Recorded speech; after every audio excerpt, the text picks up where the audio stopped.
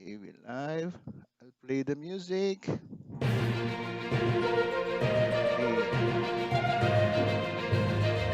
PWD Advocates TV, October 3, 2020. Okay, and for tonight, topic is breaking down employment barriers. And a special guest for tonight is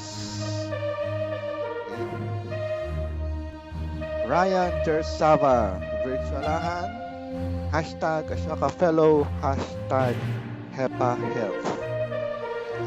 All right. So, good evening.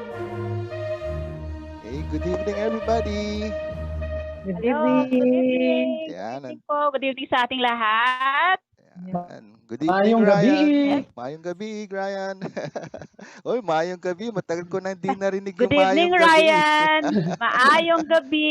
Mayong gabi, Oh, Gloria, Davao. Oh, Kuya Rom. oh, Oh, Davao. nice to see you. Davao. O, taga sa Davao ka, Ryan, no? Opo, Oo. nakabase po ako sa Wow. Davao. Oo. Pero yung nanay ko po, yung mother ko is from Ilocos. So, Ilocos. nag-Ilocano din. Marunong ka Wow. Yung mag-Ilocano? father ko, wen amen! Ay, wen manong. Ako na Ilocano.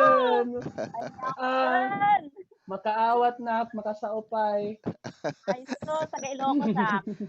Ang alam ko Oh, lang, very good. ang alam ko lang is, anya Patak. tinagan Simbag mo. na gabi Anya tinagan mo. Tinagan mo. At saka Diyos tiyagnina. Oh, there you go. Tama. Tsaka yung father Ryan. ko naman, from Antique, so Panay Island. So Hiligay nun, Ilonggo. Ilonggo naman. Oh, si Nancy. Si Nancy. We have Nancy. Oh, talaga ba? Ilonggo. Oh, Ilonggo. Yes, Taga-Haro. Ilonggo. Oo. Oh, there you go. Oo. Tapos, andito na kami nag-settle sa Davao ngayon, kaya Bisaya. Davao. I see. Pero by birth, saan ang birthplace mo, Ryan? Sultan Kudarat po. Sultan Oo, Kudarat. Sultan Kudarat. So growing up, Oo. yung ano ko naman, yung native tongue namin is Manobo, Teduray, at saka Hiligay nun. Kasi we grew up with the indigenous communities. Talaga palang talagang mix ka Medyo- talaga ng Filipino Oo. blood, ano? Multicultural, oo. Oo. Very. Tapos alam mo, nagstay ako sa Cagayan de Oro for 2 years. I taught sa Xavier University. Xavier So, University. kabalo ko gamay magsinulti ay Bisaya. Oh, there you go. Daghan na eh. Kabalo kayo. At ang akong asawa gikan sa Samar, Leyte. Samar, Talalora, Western Samar. Oh. Tapos Is that Bisaya or Waray area? Waray siya. Waray. Kaya medyo Maupay. Maupay cute. And then sa Leyte sila nagstay for a long time. So, residents sa Tacloban, Leyte. So naging na ako. Actually, ang akong kasal doon gihimo sa Tacloban, Leyte. Okay, there you go. Ang akong unang ano bang anak sa Bisaya? Unang anak. ano yung anak sa Bisaya? Sa Cebuano? Anak man gyapon. Anak man gyap? Akong anak unang gyapon. anak. Duha sa akong anak. Dito ipinanganak. Sige lang po, kaya natin to. Practice ito Ryan, thank you pala sa pag-accept mo sa aming invitation. Maraming salamat for having me here. Alam ko busy ka, very busy ka sa virtualahan.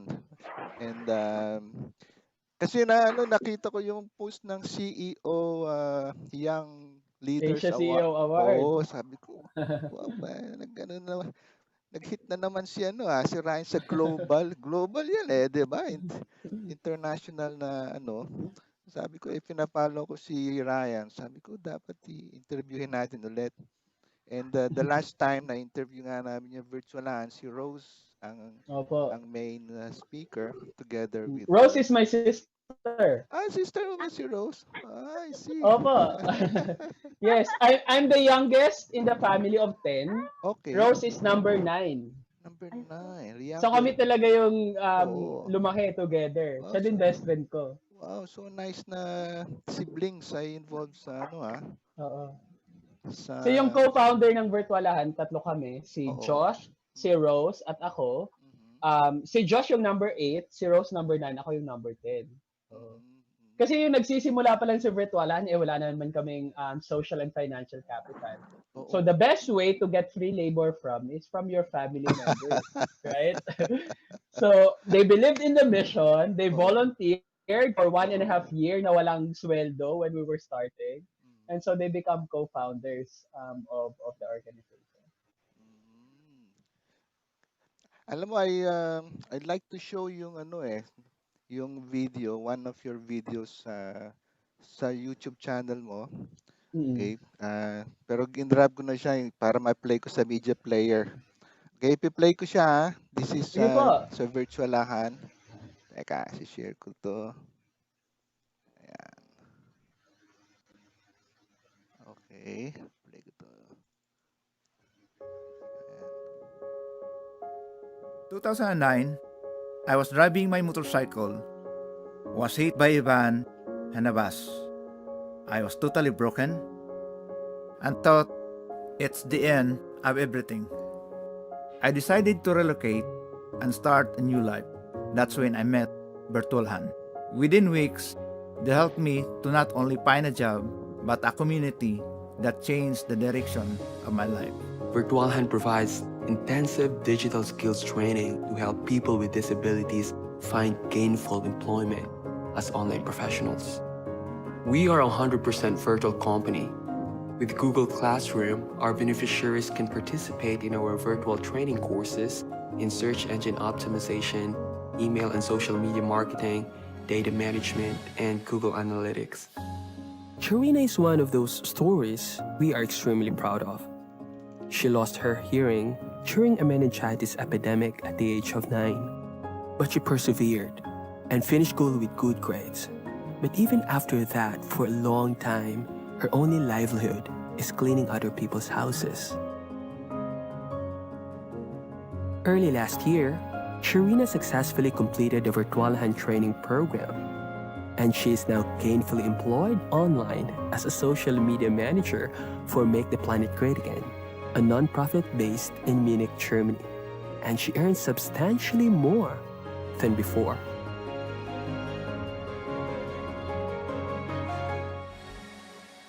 At Virtualhan, we are using our hearts and technology to bring equal access to people regardless of their physical abilities. We are inventing the future of work where no one is left behind.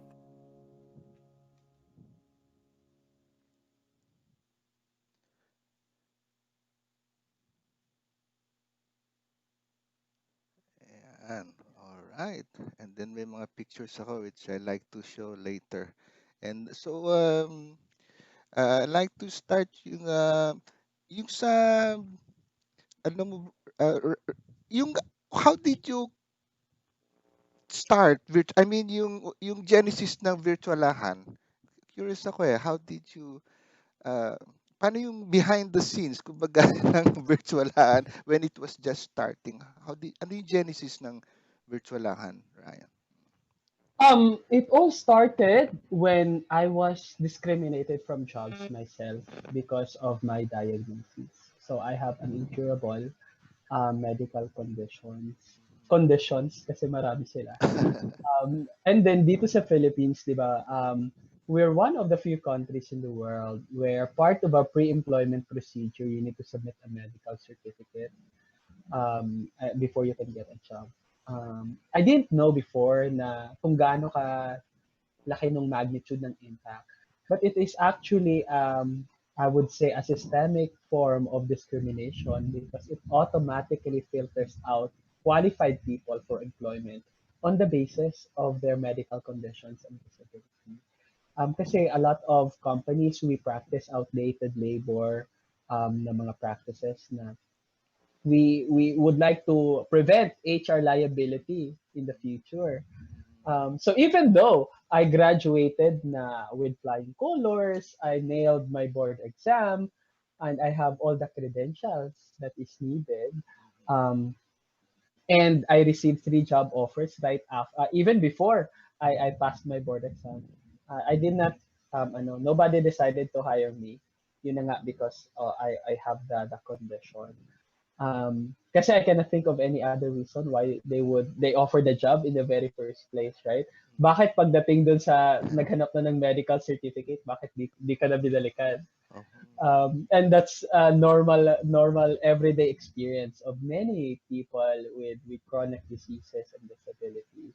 And since nobody decided to employ me, sabi ko, I'll employ myself and I'll start a business instead, tackling this exact problem that continues to marginalize the Filipinos. And so yung virtualahan, it it appears na yung focus mo is online training, PWD sa online Correct. skills work. Mga Oo. ganyan, oo. Oh. Primarily kasi my brother Josh, he Mhm. is the one who pioneered the online jobs sa family namin. Oo. Kasi he used to work for BPO. Okay. And then in BPO, kailangan they have working hours that you need to meet. And for Josh, for example, our family, we are Seventh-day Adventists. So we don't work on a Sabbath, on a Saturday. Mhm. And so in BPO, you cannot choose Oo. like which day of the week you actually work. Oo. So in a way, that is a form of discrimination because Josh could not be would be forced to report on a Saturday, Mhm. even though if it is against his religious belief, Okay. right? Mhm. And so he said like, okay, I will quit BPO, tapos I will focus on online job. Mhm. Let's see if it can provide like economic support, and lo and behold, it actually pays more than his job sa BPO. So nung college pa ako, nasa school pa ako, like tinuruan na ako ni Josh ng mga skills sa online job. So instead na mag-work ako sa Jollibee, na mag-work ako sa McDo, nag-online job na ako to support myself and my studies as well. So when the time comes that nobody decided to hire me, sabi ko, this is the best way kasi when you apply for online job, di naman sila magre-require ng medical certificate before they hire you. So a lot of people will be given opportunity to work online. Doon din kami magaling na field. Those are the skill set that we're confident that we can actually train people. Kaya siya tinawag na virtualahan kasi virtual eskwelahan. Mhm. Ang original idea namin, we only want to start a school na magtuturo sa mga tao, especially those who are discriminated from jobs, how to start working online. Kasi nung sa amin, walang nagturo sa amin. It's all self-study. Inaral namin lahat ng pwedeng aralin so that we can actually generate online employment. Kasi simula na, okay, let's build a school, let's teach people how to earn money by providing out digital marketing services, social media marketing, lead generation, and other jobs which technically, yan naman yung ginagawa talaga in everyday life, like admin support. We hire administrative assistants to do that. We hire customer service representatives. And this is 2000 started. It is a booming industry. The government started investing in the infrastructure for online Filipino workers kasi they want the idea, or like we are pushing for the idea that the new OFW is no longer overseas Filipino worker but online Filipino worker. So that because it creates legit and competitive employment. And so that's basically how we come up with building a curriculum, um, because learn before you earn. Yan yung principle namin sa virtualahan. To empower people that let's invest let's invest in our learning kasi a lot of companies are skeptical about hiring persons with disabilities because we have to admit not many persons with disabilities, especially in the Philippines, is competitive for Correct. employment, Correct. have the skill set to actually go competitive employment. And the root cause of that is because our education system failed to prepare these talents for competitive employment. We look at our pinaka the best na model na natin sa education system ngayon is the SPED system, right? But SPED system, there is segregation na nangyayari. Like how SPED is taught versus how regular student learns, it's a different experience. So you wouldn't expect the same results, right? Correct. Kasi there's a segregation there. Now, there is no ladderized program from, kung makapag-graduate ka ng SPED, high school, there's no ladderized program that will bring you to tertiary education kasi wala namang SPED sa tertiary education. Unless you enroll in special schools or you are in the capital that has more access to mainstream mainstream schools. Kaya when employers asks me like, Ryan, gusto naming mag-employ ng mga person with disability pero wala namang qualified. So Correct. my response to that is because we first need to invest in their education and skills development before we can expect that we'll have a competitive talent that will grow inside the company. Otherwise, um, mag in Ilonggo, mag-mantener kay ara ni si Nancy. Mag-mantener na lang ta. So like we will just work on like entry level jobs for persons with disability, right? But in order for us to really change the labor system, we need to prove that persons with disability can do more than just being a barista in Starbucks, right? That can more than the entry level being a janitor in the city hall, we can become managers. We can become CEOs of companies, and we have proven that is possible. So that's when we want to slowly change it. First, addressing the root cause, which is the education system, and second is the outdated labor practice. They need to come hand in hand. So, buti na lang na discriminate ako sa trabaho and like I have that full understanding of why this is happening, and it gives me the lived experience na sobrang lalim ng hugot. Kaya we've built Virtualahan to where it is right now as a globally recognized company. And from your experience, um,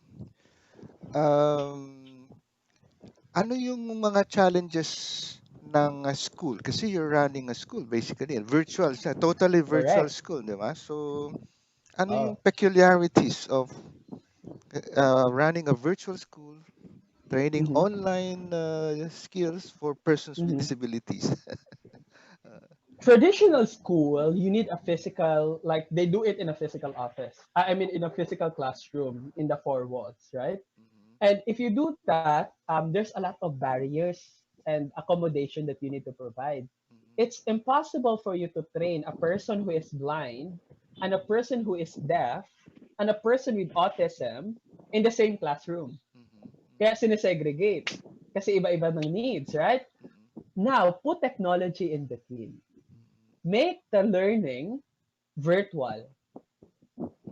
Technology now becomes an equalizer. That your disability doesn't matter anymore. Whether you are a person who is blind, you can join Zoom like this and can participate, right? Whether you are a person who is deaf, you can have sign language interpreters or you can have closed caption mhm, available so that they can follow through the conversation. So what we technically build at Virtualan is a unique experience so that all types of persons with disability and without disability go through the same learning journey using universal design.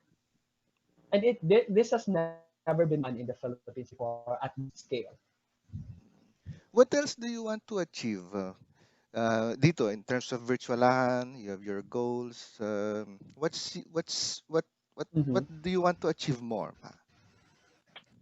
One is we want for our education system to embrace universal design, make remote learning a permanent option to everyone, especially for persons with disability. Especially that we have challenges in our transportation system. So papunta pa lang ng school, hindi na pwedeng gawin, paano sila makakapag-aral?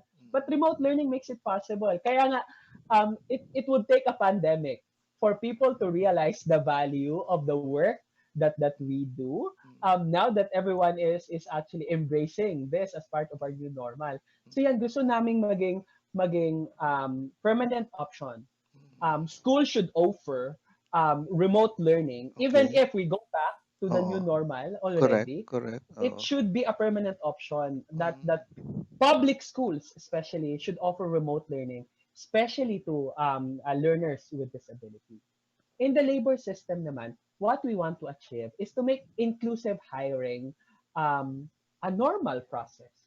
Now, it wouldn't take like special attention for mm, companies to employ persons with disability, but it is already integrated.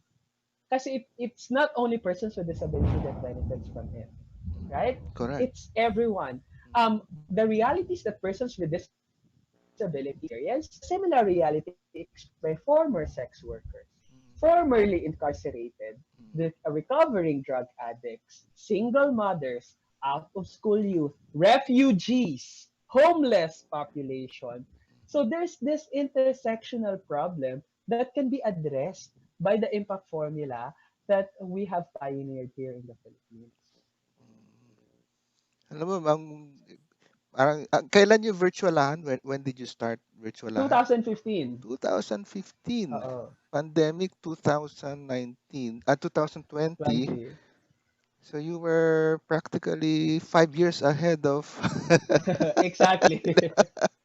No, 5 years ahead ka. You were doing Oo, something that will really be very useful, not only to PWDs, di ba? Not only to exactly. PWDs, but for Mm. all workers in general. Kaya nga Yun. when during mga first week of September I was doing performance review sa mga staff Mm, ko. One of my staff told me, "You know what, coach, sa in an alternate universe mm, na nag-pandemic pa rin, may COVID-19 pa rin. mm, Pero hindi namin na-meet sa virtualahan. We don't know how to survive this pandemic." mm, But right now, they are actually in a position where they can help. We raised over 280,000 pesos for food and medical assistance mm, as our COVID-19 response, and a lot of it comes from the community. mm, When nag-earthquake doon sa dito sa Mindanao, we've raised over 100,000 din, and majority of it comes from our graduates. Nung nagtaal, like we've raised funding as well to provide relief assistance to persons with disability. Majority of it is from the community, and it tells a story. It tells a story that persons with disability can be giver of opportunities and be in the position to help, not a recipient of help all the time. So that's what the story that we want to share to people, that it is possible na kaya siyang gawin. mm. Baka meron kang Ryan curriculum for or course for Mm. online fundraising for non-profit organizations. First, build a community. And Oh, then next is, yun yung course eh. oo, Build a community. Next, oo. make the community economically productive so that they actually have income. Mm, Third, fundraise from the community that actually has an income already. oo.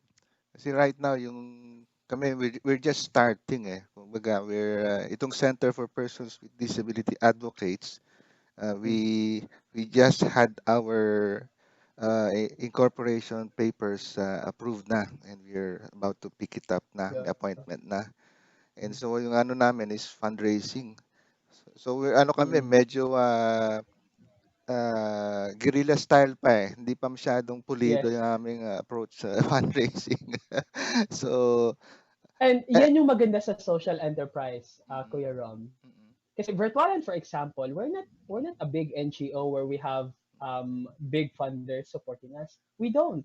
mm, We are a social enterprise because we have a business model. mm, And how the business model works, like this. So it would cost us 25,000 pesos mm, provide 10 weeks of training, job coaching, and apprenticeship sa mm, aming mga scholars, mm, as well as life coaching through our well-being sessions with our resident psychologists.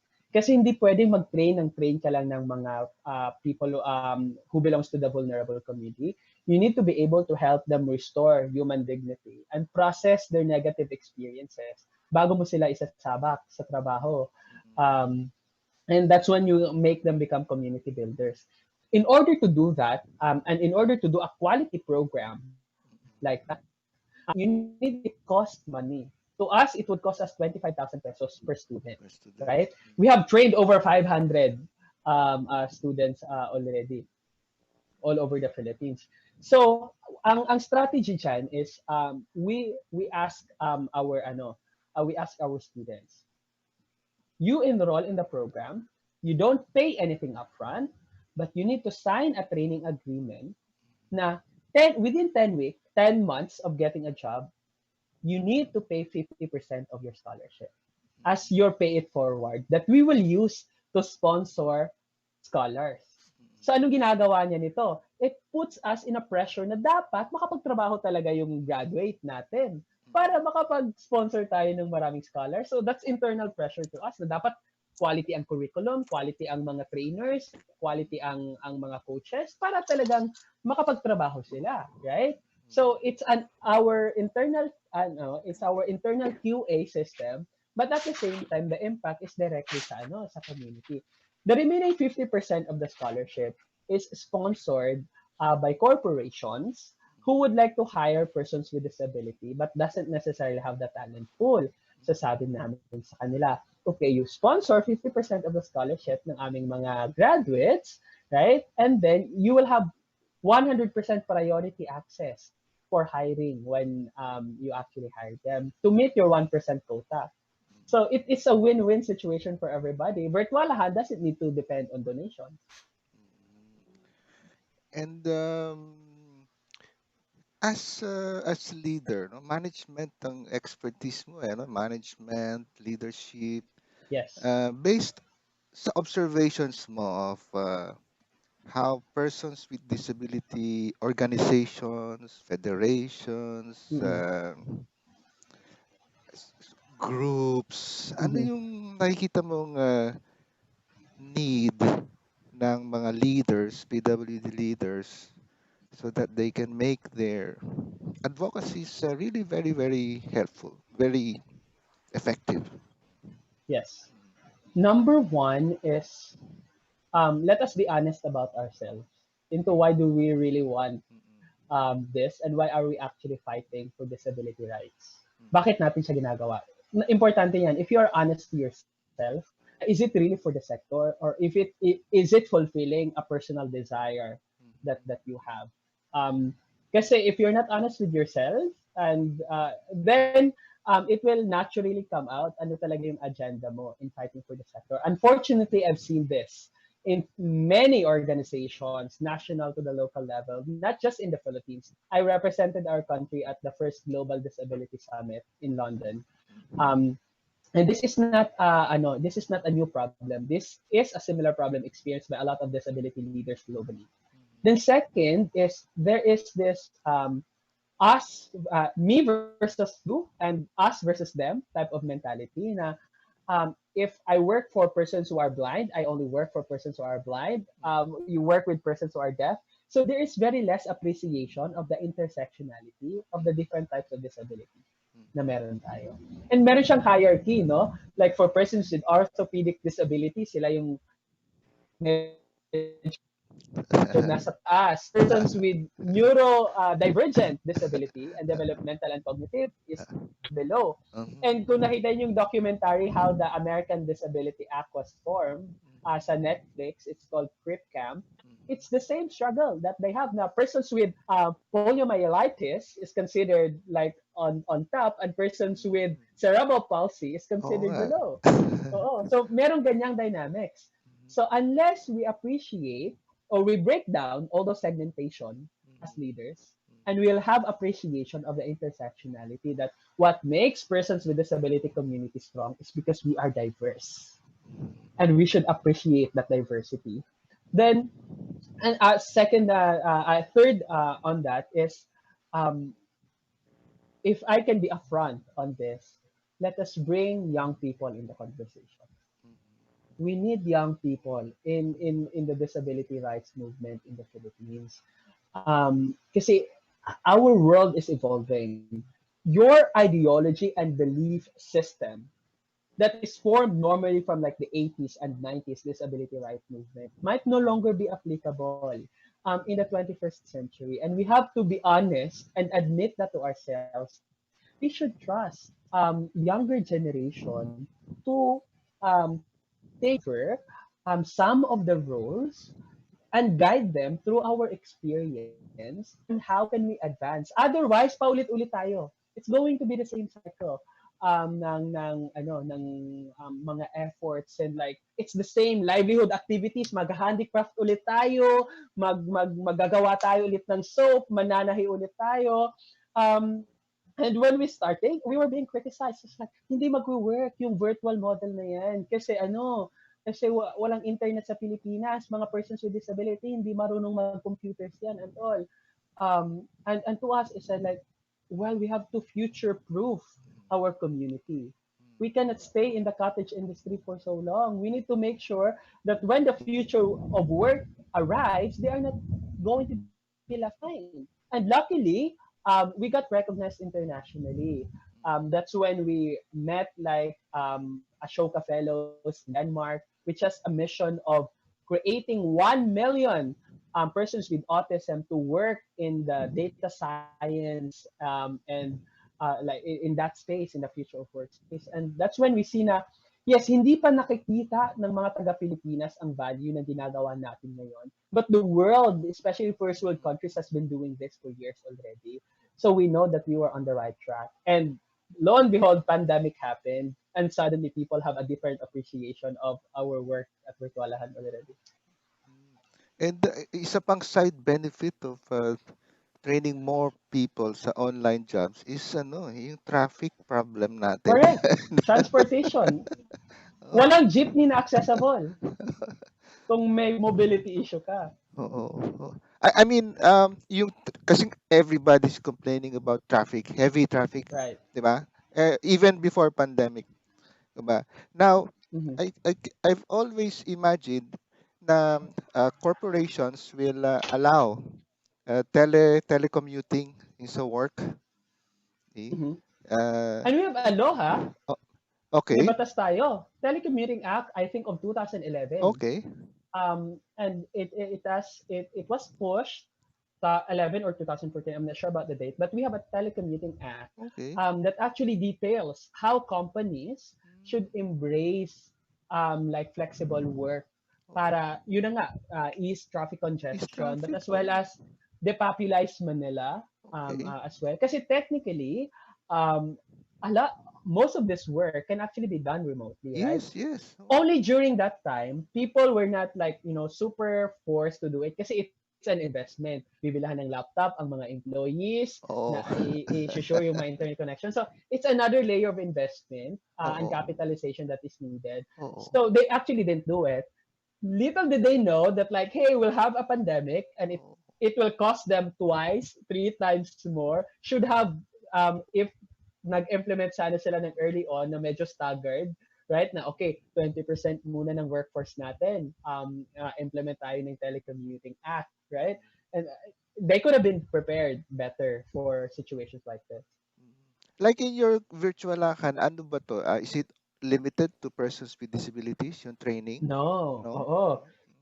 So we started with persons with disability again because of the personal story and inspiration behind it. But everybody is welcome. Everybody is welcome. We have persons without disability who are joining our training as well. But the scholarship, yung binibigay namin tayo na scholarship na 25,000 pesos, that is reserved for persons with disability, for solo parents, for recovering drug addicts, for formerly incarcerated, former sex workers, out of school youth, and indigenous people. So we have secured support from our corporate partners that as long as they belong to this community that Virtualahan is serving, they can avail of the scholarship. See. And okay. So open pala for ano. Can you give us a picture ng of the market for online jobs? Let's say hindi lang ako PWD. I'm somebody who wants Mhm. change sa aking work. Can Correct. you give us a picture of to e- what's in store for me? Sige. Oh, what's in store This for is me? this is how outsourcing works, right? We are in the age of entrepreneurship. And a lot of people are starting their companies, especially in first world countries, United States, Europe, Australia. Now, these companies, because they are startups, they're small businesses, they cannot afford full-time employees onshore. Kasi in Australia, for example, the minimum wage in Australia is $18 an hour. Minimum wage, right?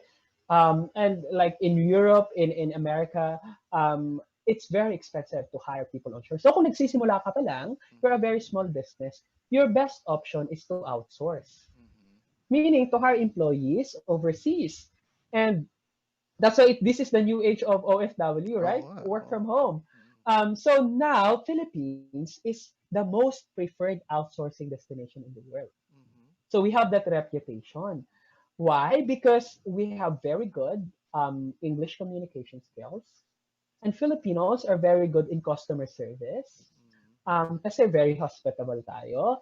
And then, Filipinos as well are very hardworking and loyal na mga employees, na mga workers. So, we are the best market para sa mga sa mga first world countries. And so how it works is that there are jobs, certain jobs like social media marketing, for example.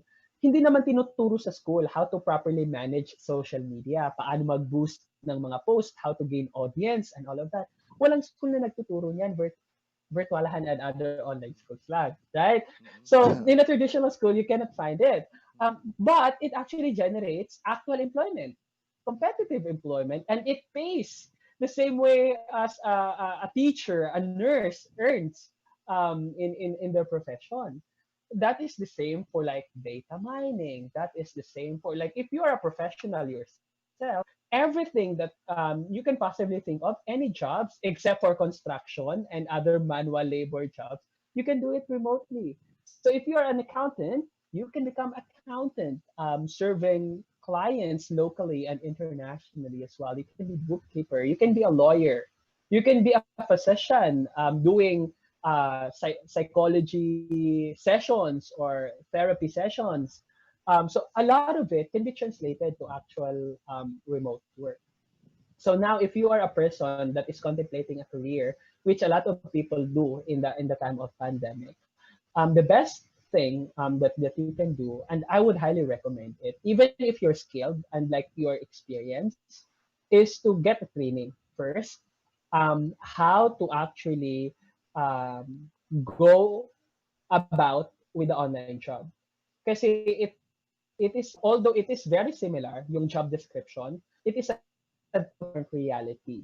You need to learn about cybersecurity, how can you protect your data and information online, how you need to learn and build a routine work from, kasi now if you're working from home, it's so difficult to separate like work and like home, right? So Right. you need to learn how to build that routine, and then you need to have networks, jobs, community that can help you accelerate your career faster. Wow. So, I'll give the chance now to our panel. Sige. Kasi kung hindi ako hihinto. We can do this all day. Oh, Ryan, okay, go ahead, Glo. yeah. But Ryan, for the sake of those who are interested to enroll mm, virtualahan, can you tell us about the requirements? full requirements, ilalagay ko dito sa kasi medyo specific ang requirements sa type of condition that you actually have. I'll put the website here, virtualahan.com/enroll. Yan yung lahat ng mga requirements nandun. But the basic requirement is you need to have your own computer and internet connection because we do not provide that for you. You can apply for a separate scholarship, the infrastructure scholarship, which is very limited. But you need to ideally, kasi kapag magtatrabaho ka na, you will be needing it anyway. That's your first investment.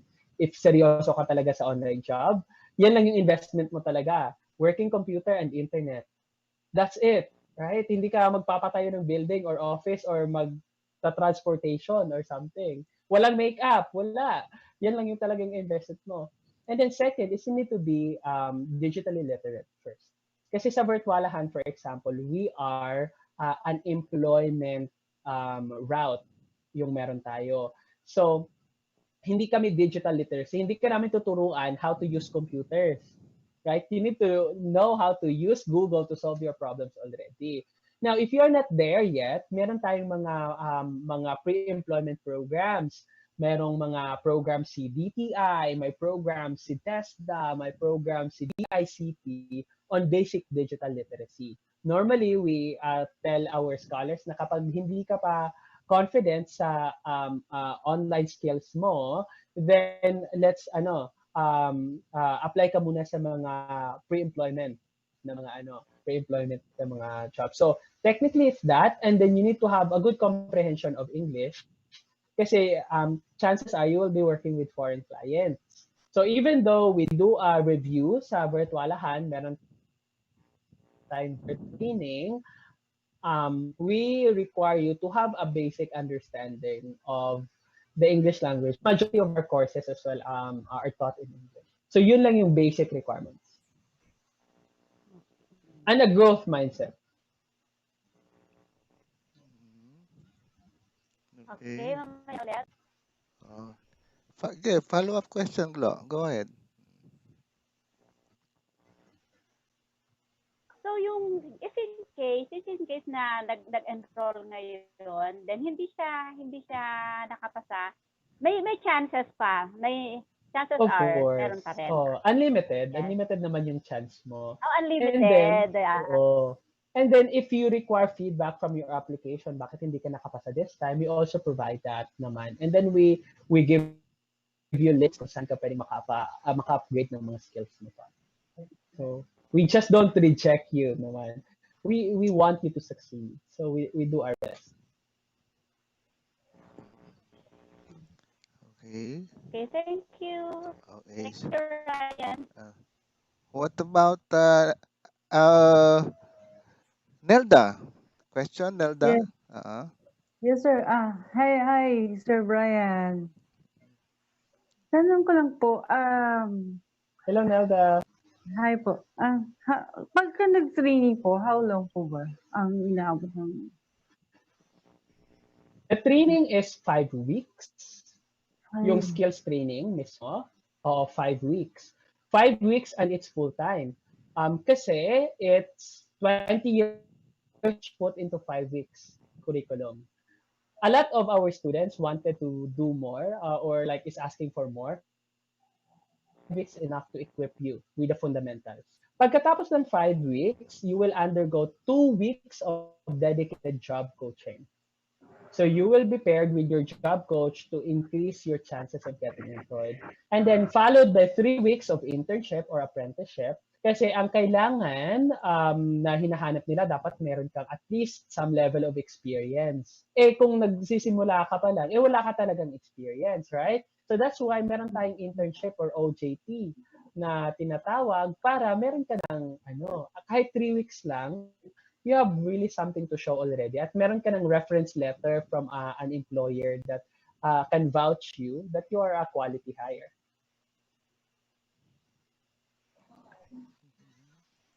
okay. Sir, may follow-up question lang ako. Dito sa, di ba, 5 weeks po ba, di po ba ang training? Then, Opo. after that, 2 weeks ang job coaching, sabi niyo po ba? Then may 3 weeks na Paano po kung hindi kami, doon sa 3 weeks na paano kung hindi kami makapasa? What do you mean? Maano po yun, yung 5 weeks namin, pwede kaming bumalik ulit, pwede kami ulit dun sa another 3 weeks na yun, sa 3 weeks na yun, or babalik kami sa another 5 weeks na naman ulit na training. Yung 5 weeks na training, hindi naman lahat nakakapasa din talaga doon.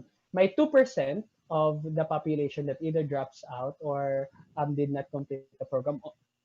Percent lang yung dropout rate natin. So, meaning, we don't onboard you kung hindi namin alam na kaya namin suportahan yung learning journey mo.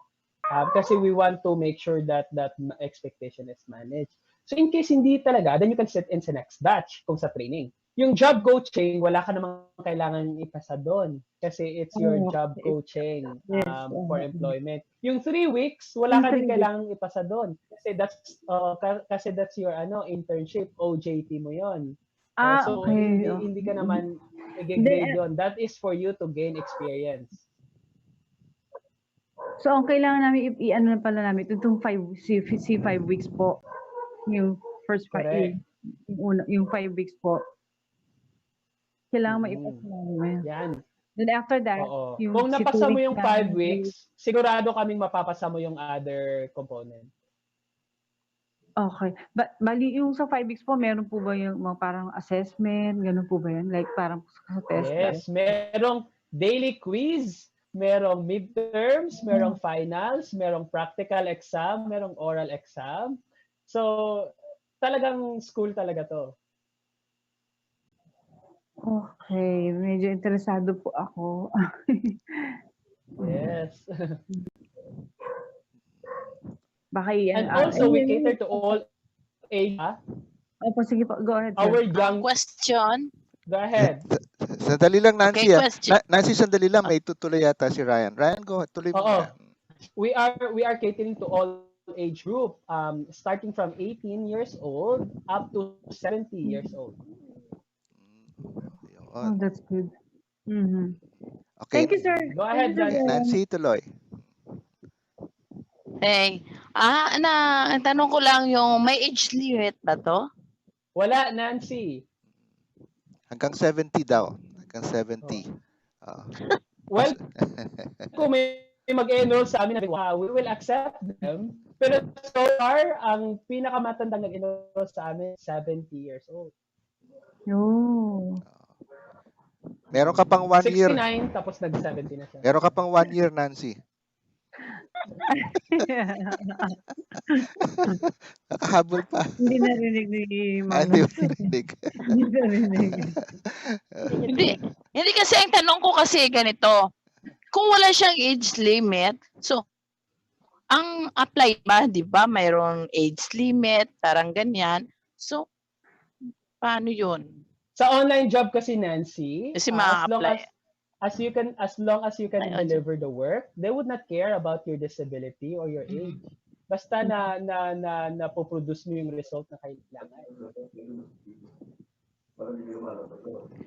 So yan yung equalizing power of technology na sinasabi ko. As long as you perform, you can deliver what exactly the work is needed and more. Under your race, your disability, even age, then this industry is for you. Okay. What about Good? Nikki? Nikki? You have a question, Nikki?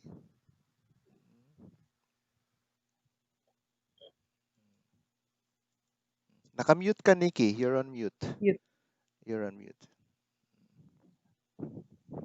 Hello, good evening, Sir Ryan. Good evening, Nikki. I just would like to ask, is there any other criteria that you adhere to in terms of those who are qualified to enroll or participate in virtual hands training? Yes, for a specific type of scholarship, there are specific requirements. For if you are applying for the Persons with Disability Scholarship, then we would be needing a Persons with Disability ID. If wala ka pang Persons with Disability ID, then we would consider you for your next application, or you can submit to us a diagnosis, a medical abstract as well.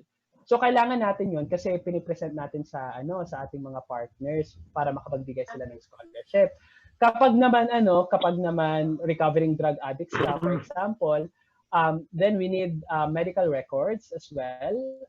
And then if nakapag-rehabilitation center ka, meron kasing community drug rehabilitation assistance sa barangay nyo that you can get a certification that you are you are a recovering drug addict, or you are a solo parent, or you are an out-of-school youth. So kahit yung barangay certification, okay na yon.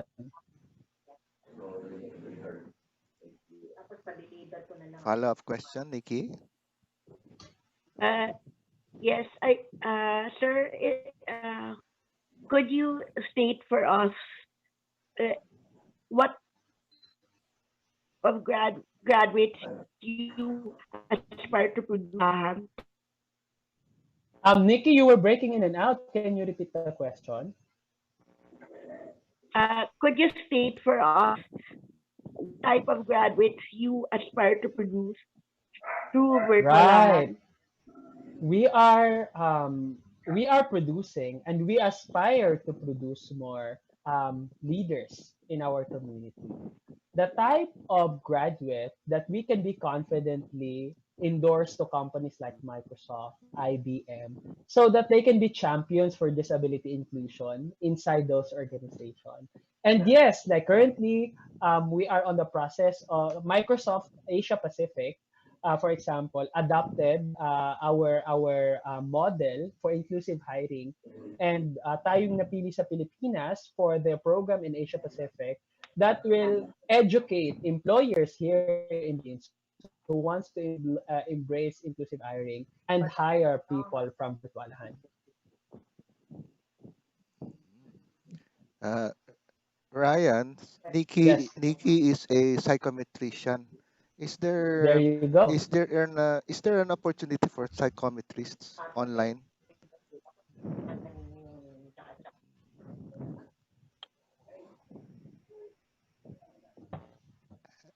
Now, hello, Ryan. Uh, Ryan is uh, having Nag-freeze po oo siya. nga. Sige. We'll wait for Ryan. In the meantime, uh, uh, si Mulchand. Hello, Mulchand. Mulchand is back. Hello, Mulchand. Yes, sir. How Good are evening. you? Good evening. I am fine. Were you able to follow the conversation, Mulchand? Uh, have you tried an online job, Mulchand? Yes. I am Nawala not ata under. yung I am internet not. ko. Hello? Okay, okay. I'm going back. Okay. Hello, Ryan. Yes, we lost you. We lost you for sige. Uh, okay. Now you're back. You're back, Ryan. I think we lost you. Uh, okay. You're back, Right. Ryan. Yan. But you were talking to Moshad. Yeah, no, no, it's okay. You, It's you were talking to Mochan. Please continue. because we lost you for a while. I can go back to Mulchan later. Sige. Okay. Please continue, Ryan. Is there an opportunity for psychometrists like Nikki online? Yes, of course. I think with a college degree, your chances of getting hired, especially with a license, of getting hired in HR roles, for example, or depending on the career path you want to take, you can definitely build a career online, of course. Oh. I'll ask a question for Mulchan. Hello, Mulchan. Mulchan, Your voice is very low. yes. Where are you calling from, Mochan? Your voice is very low. Mulchand is from India. He's from India now. India. He's in India, and I'd like to ask a question for Mulchand. If Virtualahan is open to foreign students like Mulchand, Mulchand is from India. Yes, in fact, we do. We are kasi as long as you can adjust on the time zone, then you are welcome to join because the training is taught in English. So there's no language barrier there. Although we are also partnering with several organizations in India who are doing similar work. So my suggestion is to check NABET India first. They are specifically working with persons who are blind to do like outsourcing work as well. And then you can check on Pratian Technology. They're based out of Bangalore, and they run the discovery program on data science and future of work then. So my suggestion is check out those organizations first, and if you think they are relevant, you can apply to them. But if you really want to enroll at Virtualhan, you're very much welcome. Mulchand has Mulchand, can you hear me? Mulchand? Can you hear me, Mulchand? You send me more details. I am not understand. Okay, okay. You know, um, Ryan, your work with Virtualahan is for Only online my jobs. spinal cord level is Uh, 89. for online jobs, training for online jobs. Our Do you have better is nervous system. training for Motor power is online low. businesses for I am wheelchair e-commerce? users. My leg in spasm.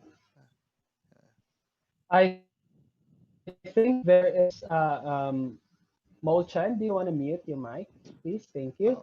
Oh, Yes, we have an entrepreneurship arm at Virtualahan. We call that the Virtualahan Business Group. And one of our graduates is also our entrepreneurship manager. And what we are doing is we are helping entrepreneurs with disability from ideation to revenue, helping them in their business. So we have that. what about e-commerce? We have a special course on e-commerce in our training specifically, but that will be covered in the I know that will be covered in sa virtual and business group. I see. Kasi Mulchand has a store. He has a store There you go. in India. Six branches. And I observed also in the Mhm. Philippines that most persons with disabilities would have some kind of an online business, but it's not yet Mhm. fully equipped with e-commerce functions. So I was Mhm. thinking that's another way that persons with disabilities can migrate from their physical stores to online stores. Okay. Mhm. Nancy, may follow-up question ka, Nancy? Nancy, you have a follow-up No. question? Okay na. Na-question na ni Ma'am Gloria at saka ni Nelda. I Okay see. na. Oo, Yeah. okay. Okay, we will wrap up the show na. Andito si Rona. Rona, I see you joining. Rona, do you have a question for Ryan? It's okay to show your camera. I'd like to meet you too, Rona. Uh, wala pang response. Maybe later production. Okay, so we will wrap up the show na. Unless there is another question na very urgent. Ako, Okay, go ahead nila. Sige. Sir, yeah, Sir Ryan, how can we get in touch with you in case we want to to register or in Yes virtualahan? po. You can directly message us in Facebook, that facebook.com/virtualahan. And then you can also send us an email at hello@virtualan.com. I will also type that in the chat box. Ayan. Facebook.com Oo. virtualan. May Okay. typo lang. Yes, okay. So, Ryan, you've heard our questions, you've heard our concerns. You can wrap up our program by, collating all of this into your final parting words for for tonight. Yeah, I would just like to give an invitation to our persons with disability community and especially our leaders that it is about time that we start committing to building the future of work that leaves no one behind. Let us future proof our community. Let us think systematically, and at the same time, let us be in the service of others. So daghang salamat, Kuya Ron, for inviting me in your PWD Advocates TV, and to our friends Gloria, Nelda, Nikki, Nancy, Rana, and Molchand for asking very interesting questions and for your interest into the work that we do. Daghang salamat, everybody. Dagang salamat. Oh, Thank thank you you. very much. Thank Thank Thank you very much. you. Okay, saying goodbye now. Thank you. Bye. Bye. Bye-bye. Bye-bye, everyone. Bye. Bye. Bye-bye.